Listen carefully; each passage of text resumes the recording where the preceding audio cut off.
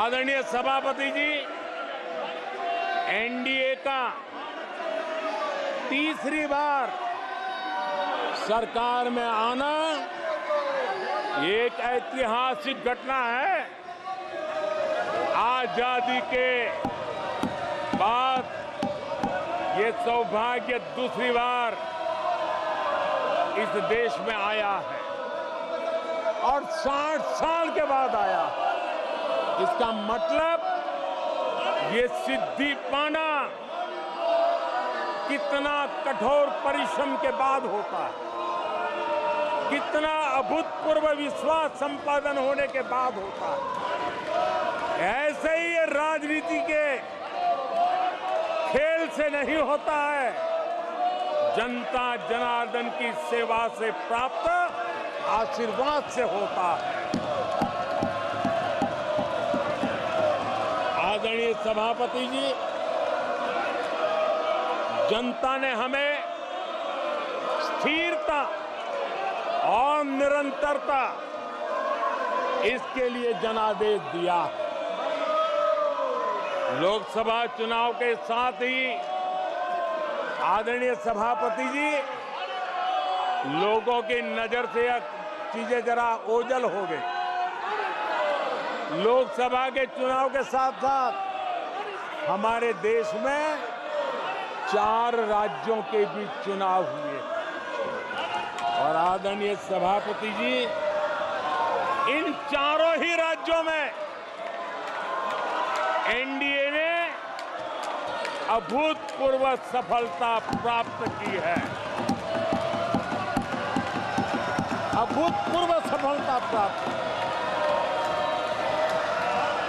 हमने शानदार विजय प्राप्त की है।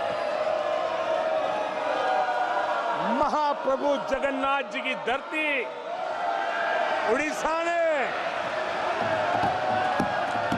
हमें भरपूर आशीर्वाद दिया है।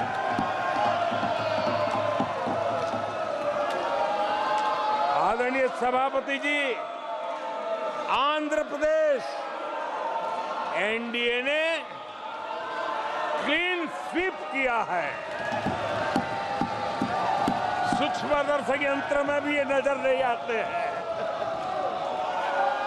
आदरणीय सभापति जी, अरुणाचल प्रदेश हम फिर एक बार सरकार बनाई है।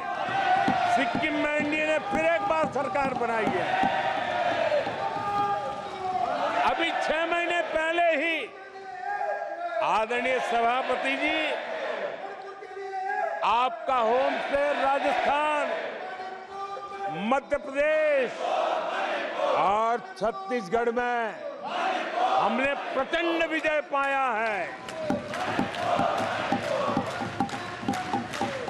आदरणीय सभापति जी, हमें नए नए क्षेत्रों में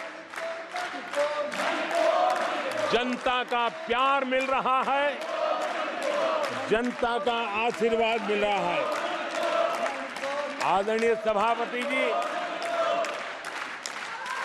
बीजेपी ने केरला में इस बार खाता खोला है और बड़े गर्व के साथ केरला से हमारे सांसद हमारे साथ बैठते हैं।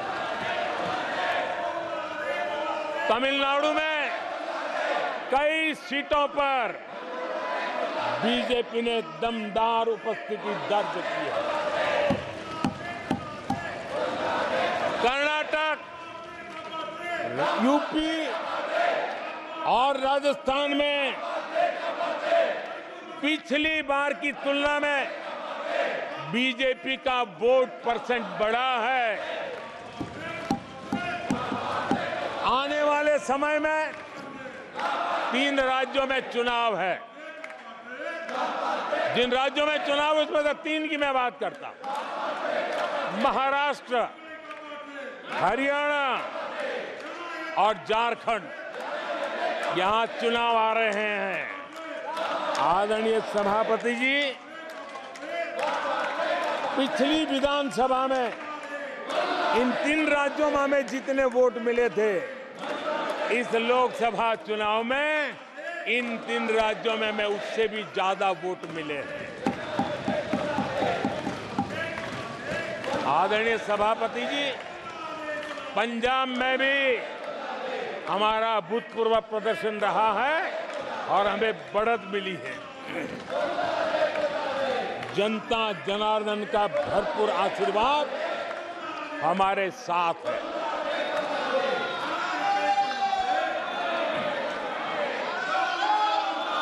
आदरणीय सभापति जी, 24 के चुनाव में कांग्रेस के लिए भी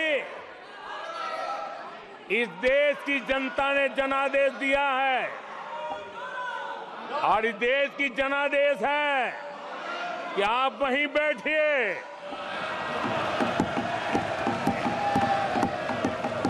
विपक्ष में ही बैठो और तर्क खत्म हो जाए तो चीखते रहो, चिल्लाते रहो।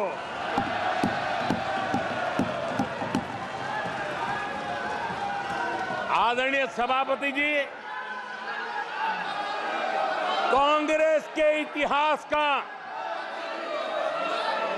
ये पहला मौका है जब लगातार 3 बार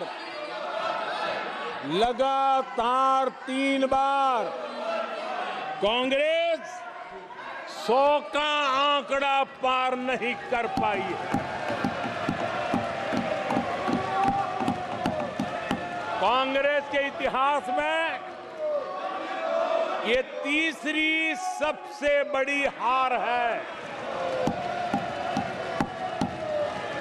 तीसरा सबसे खराब प्रदर्शन है।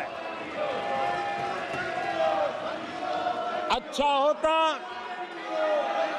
कांग्रेस अपनी हार स्वीकार करती, जनता जनार्दन के आदेश को सर आंखों पर चढ़ाती, आत्ममंथन करती, लेकिन ये तो कुछ शीर्षासन करने में लगे हुए हैं।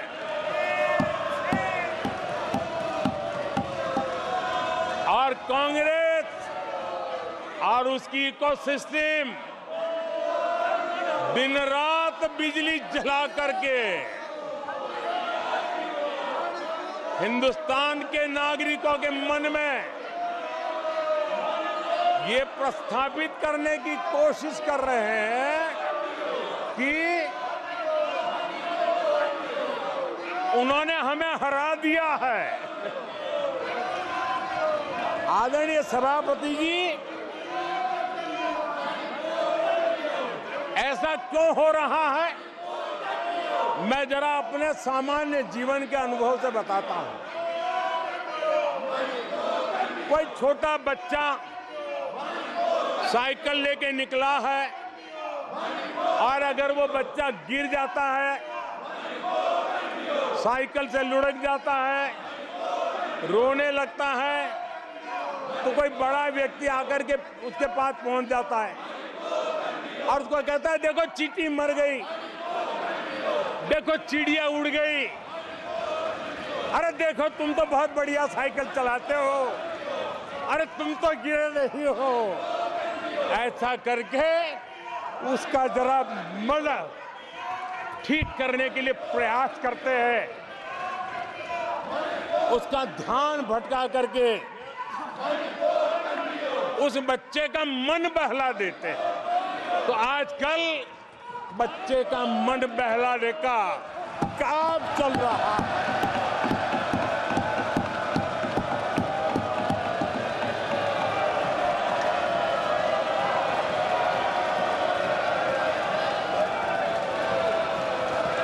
और कांग्रेस के लोग और उनका इकोसिस्टम आजकल ये मन बहलाने का काम कर रहा है। आदरणीय सभापति जी, 1984